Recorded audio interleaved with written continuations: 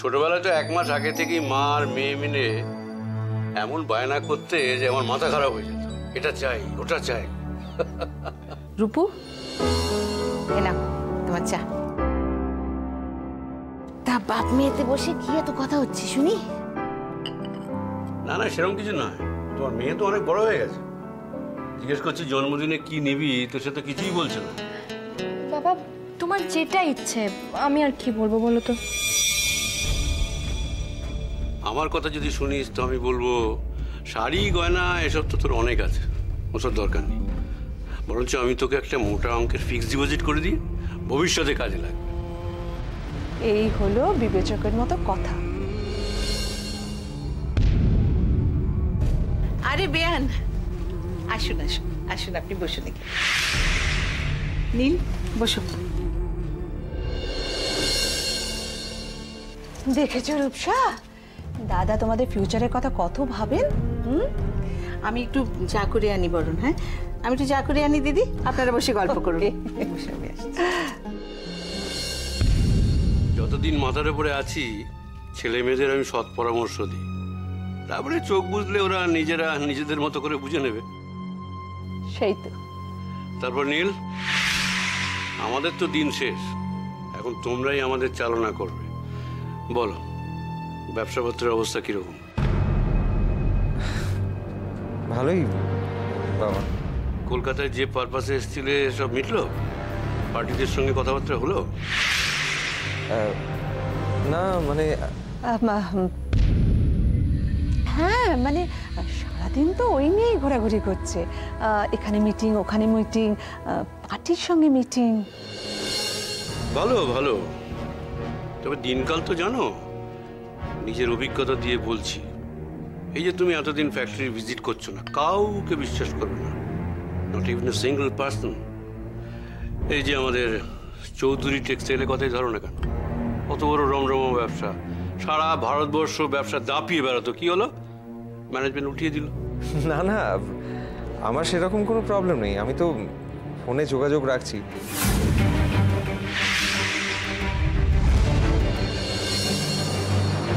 আপনি যদি ভদ্রভাবে থাকেন তাহলে আমি আপনাকে হেল্প করতে পারি। এদিককার সবকিছু মিটে গেলেই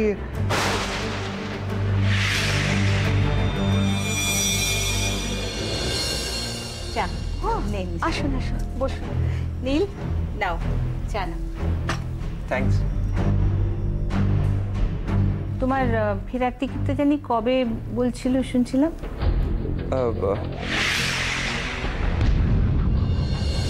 ওই তো 7 দিন পরে টিকিট কাটার রয়েছে। ও মা, 7 দিন মানে? তুমি না নীল সত্যি সত্যি সবকিছু ভুলে যাও। এই তো তুমি টিকিটটা ক্যান্সেল করলে, আমি তোমাকে বললাম, তুমি বললে আবার অফিসের কাজে কলকাতায় আসবে। আমি তখন বললাম ওকে তুমি একেবারে সব কাজ সেরে তারপর যাও। মানে ও আমি একদম একদম ভুলে গেছি।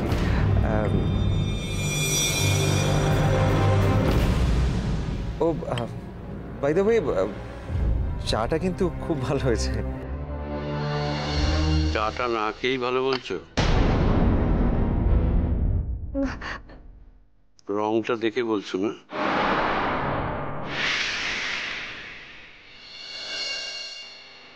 হ্যাঁ হ্যাঁ, ফ্লেভারটা এত সুন্দর, মানে ঠিক আছে, তোমরা কথা বলো, আমার আর ওষুধ খাওয়ার সময়। উঠি বেয়ান।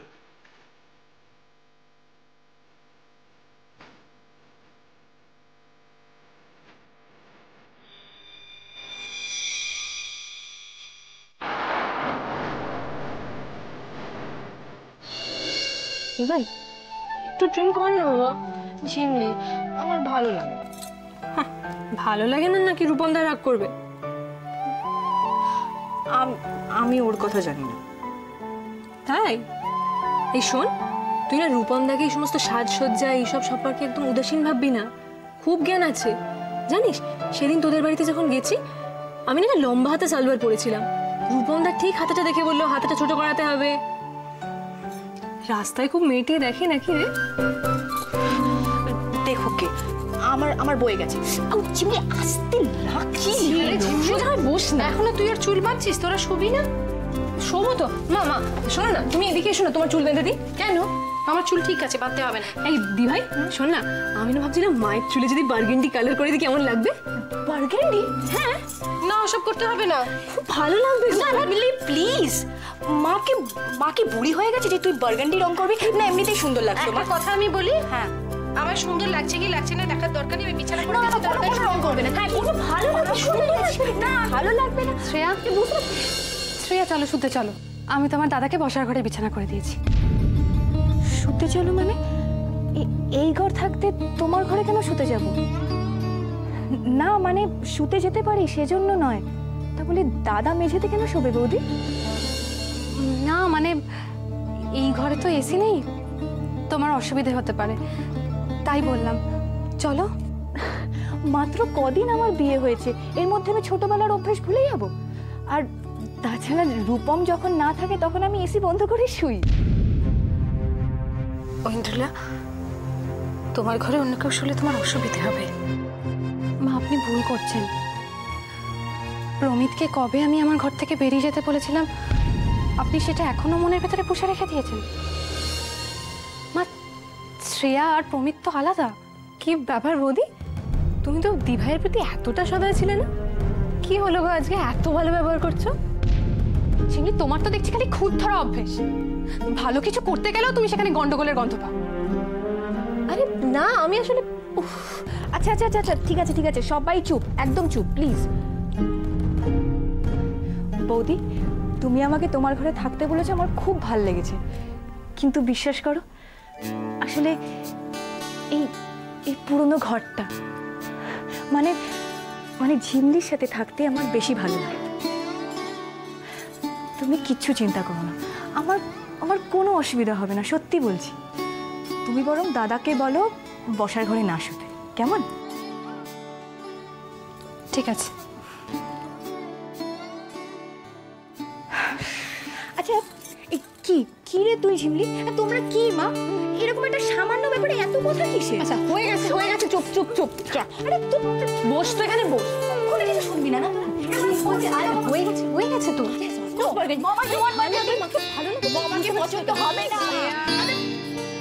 শুবি না?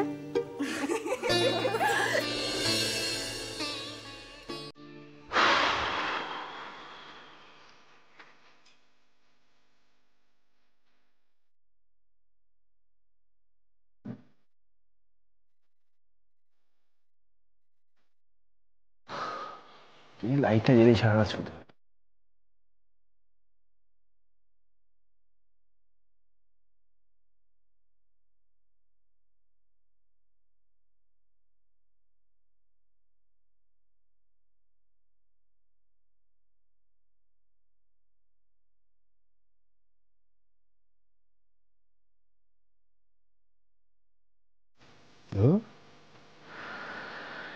একা একা শুয়ে থাকা যায়?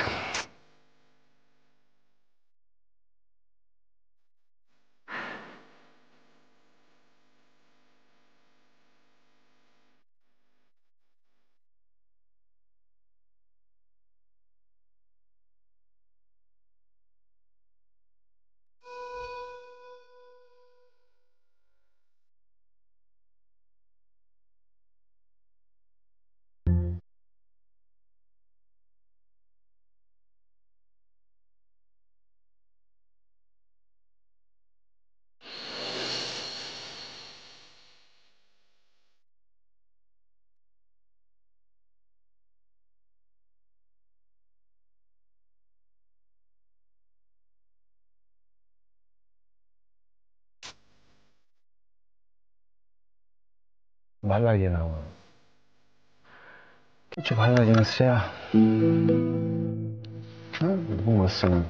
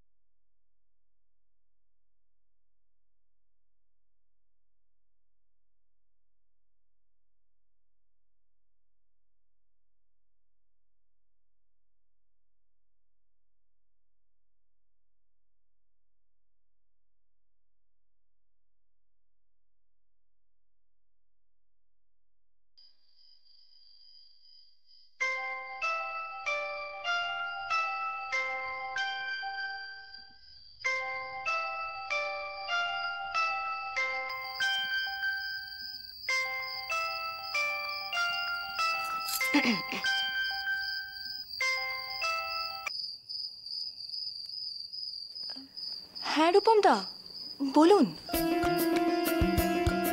কি হলো রূপম দা, কথা বলছেন না কেন? বলুন না। শ্রেয়া, আচ্ছা তোমার কি ধারণা বলো তো? আমি তোমার গলা শুনে তোমাকে চিনতে পারবো না? সত্যি তুমি আমাকে এতটা চেনো? সেটা অবশ্য তুমি আমার থেকে বেটার বলতে পারবে, কারণ মেয়েদের চেনা তো ভগবানেরও দুঃসাধ্য, কথাতেই বলে। থাক থাক, অনেক হয়েছে, সেটা সময়ই বলে দেবে। আচ্ছা, এবার আমাকে সত্যি কথাটা বলো তো, এত রাত্রিবেলা যে শালিকে ফোন করছো কেন? আজকাল ছেলেদেরও কিন্তু চেনাটা দুঃসাধ্য। তার মানে মাঝে মাঝেই নিশ্চয়ই ফোন করা হয়। না, সেটা আমাকে জিজ্ঞাসা না করে আমার শালিকাকে জিজ্ঞাসা করো। তিনি তো এখন নেই, বাথরুমে গেছেন, এলেই জিজ্ঞেস করছি। অবশ্যই জিজ্ঞাসা করলে আমাকেই কয়েক হাজার কথা শুনতে হবে ফোন করি না বলে। তবে আমি আন্দাজে ঢিলটা কেমন মারলাম বলো? কি ঢিল? এই যে দুই বোন অনেক রাত অব্দি আজকে গল্প করবে, তারপরে কাল অনেক বেলা অব্দি ঘুমোবে, বেঁচে বেঁচে একদম ঝিমলির ফোনেই ফোন করো। ল্যান্ড ফোনে ফোন করে শুধু শুধু বাড়ির লোককে ঘুম থেকে ওঠাতাম। বুঝলাম। তা তুমি এখনো ঘুমোওনি কেন? মানে এত রাত হয়ে গেছে রূপম। ঘুম আসছে না,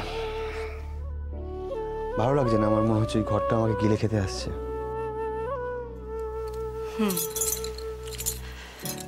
তা গল্পের বই পড়ো, গান শোনো, দেখবে ঠিক ঘুম এসে গেছে। বউয়ের বিকল্প বই হয় কখনো?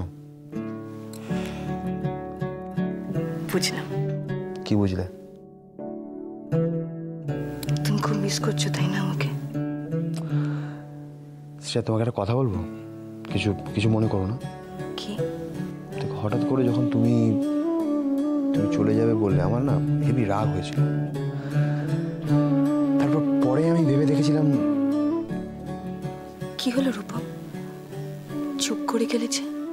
মানে আমাদের সম্পর্কটা তো ঠিক মানে স্বামী স্ত্রীর সম্পর্ক নয়। আমরা ওই ঘরটা শেয়ার করি, ওই বিছানাটা তুমি আমার সঙ্গে শেয়ার করো, বাস এইটুকুই। তুমি আমার ঘরের সঙ্গী, তাই না? তাই আমি ভেবেছিলাম তোমাকে ছেড়ে থাকতে খুব একটা প্রবলেম হবে না, তাই তো? অসুবিধে হচ্ছে শ্রেয়া। আমাদের সম্পর্ক স্বামী স্ত্রীর মতো নয়, তাও প্রবলেম হচ্ছে। স্বামী স্ত্রীর সম্পর্ক নেই? শ্রেয়া প্লিজ। আর একদিন পরেই তো ফিরে আসবো রূপম। বাবা, আরো একদিন? তুমি ঘুমিয়ে পড়ো, চোখ বুজে দেখবে আমি তোমার পাশেই আছি। আরো একটা নতুন তথ্য আমদানি করা গেল, ওদের মধ্যে স্বামী স্ত্রীর সম্পর্ক নেই। এবার তো একটা নতুন খেলা খেলতে হবে। রূপম, আমি এখন রাখছি। হ্যাঁ, মানে ছেলে হঠাৎ করে যদি চলে আসে, ও সারা রাত এটা নিয়ে আমাকে ইয়ার্কি করবে। আমি আমি রাখছি, পরে কথা বলবো। Okay, good night. Good night.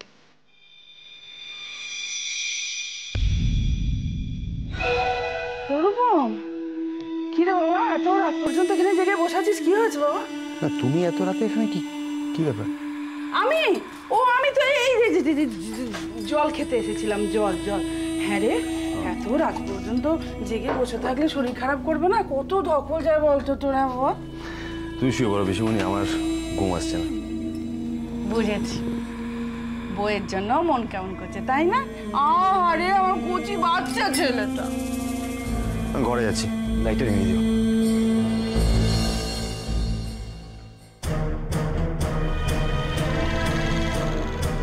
স্বামী স্ত্রীর মতো সম্পর্ক নয়,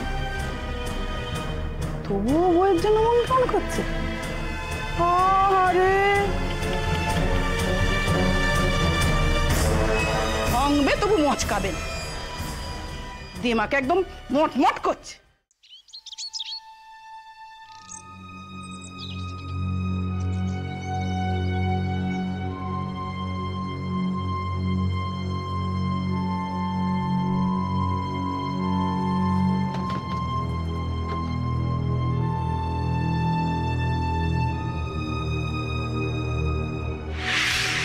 বেবি, হ্যাঁ বলো, ওদিকে কিছু খবর আছে নাকি? বলছিলাম কি, আরে একটু জোরে বলো না, তুমি তো নিজের মার সঙ্গে কথা বলছো, চুরি তো করছো না। আরে মম, তুমি তো জানো এই বাড়ির লোকেরা আমার পেছনে ফেউয়ের মতো লেগে থাকে। আরে শোনো না, যেটা বলছিলাম, শ্রেয়া এসেছে এই বাড়িতে। শ্রেয়া এসেছে? কি একলা এসছে না রূপমকে নিয়ে এসছে? না না না, রূপম দা আসেনি, শ্রেয়া একাই এসছে। ওকে বেবি, বেবি একটা কথা মন দিয়ে শোনো, তুমি কিন্তু ওর কাছ থেকে কথা বার করার চেষ্টা করবে। ওর সঙ্গে সঙ্গে থাকবে, আর ও কার সঙ্গে ফোনে কথা বলছে, ওর বাবা মার সঙ্গে কি কথা বলছে, সেগুলো কিন্তু সব মাইনিউটলি তুমি নজর রাখবে, খেয়াল রাখবে, ওকে? তুমি তো বলছো মম, কিন্তু আমি কতটা কি করতে পারবো জানি না। আরে জেবলিটা আছে না, জেবলিটা ভীষণ শেয়ানা, সারাক্ষণ তককে তককে থাকে। বেবি তুমি যে কবে একটু ম্যাচিওর হবে না? দেখো দেখো বেবি, এরকম গোল্ডেন চান্স কিন্তু মিস করবে না, সেটাকে ইউটিলাইজ করার চেষ্টা করো। তুমি ওর সঙ্গে সঙ্গে থাকো, হ্যাঁ, ওর কাছ থেকে জানার চেষ্টা করো যে প্রবালের বাবাকে রুদ্রবাবু কেন এতগুলো টাকা দিলেন, কিসের ইন্টারেস্ট, সেগুলো খুঁটিয়ে খুঁটিয়ে জানার চেষ্টা করো ওর কাছ থেকে। তুমি খেপেছো মম? শ্রেয়াকে জিজ্ঞেস করবো, শ্রেয়া বলে দেবে? আরে বাবা, বেশি খুঁটিয়ে জিজ্ঞেস করতে গেলে তো কনসিয়াস হয়ে যাবে, আর কিছুই বলবে না। ছেলে মানুষের মতো কথা বলো না বেবি, আশ্চর্য। তুমি কি ডিরেক্টলি জানতে চাইবে নাকি? তুমি একটু সফট করবে, তুমি বোঝানোর চেষ্টা করবে যে তুমি শুভ্রবাবু প্রবালের বিজনেস নিয়ে তুমি কতটা ওয়ারিড, সঙ্গে সঙ্গে থাকবে। হ্যাঁ বেবি, প্রয়োজন পড়লে মানুষকে সারা জীবন অ্যাক্টিং করতে হয়, তুমি একটা দিন পারবে না? সাথে থাকবো, ভালো বলেছো। এসি ঘরে থাকার অফার করলাম তাই মানবো না, আর ওই ঝিমিয়ে তো সারাক্ষণ পিছনে পড়ে থাকে। বেবি এটা কিন্তু সেন্টিমেন্টাল হওয়ার সময় নয়, আমি যা বলছি, যেমন ইনস্ট্রাকশন দিচ্ছি সেই অনুযায়ী তুমি কাজ করো, ওকে? মম, মম, তুমি আমার প্রবলেমটা একটু বুঝতে পারছো না।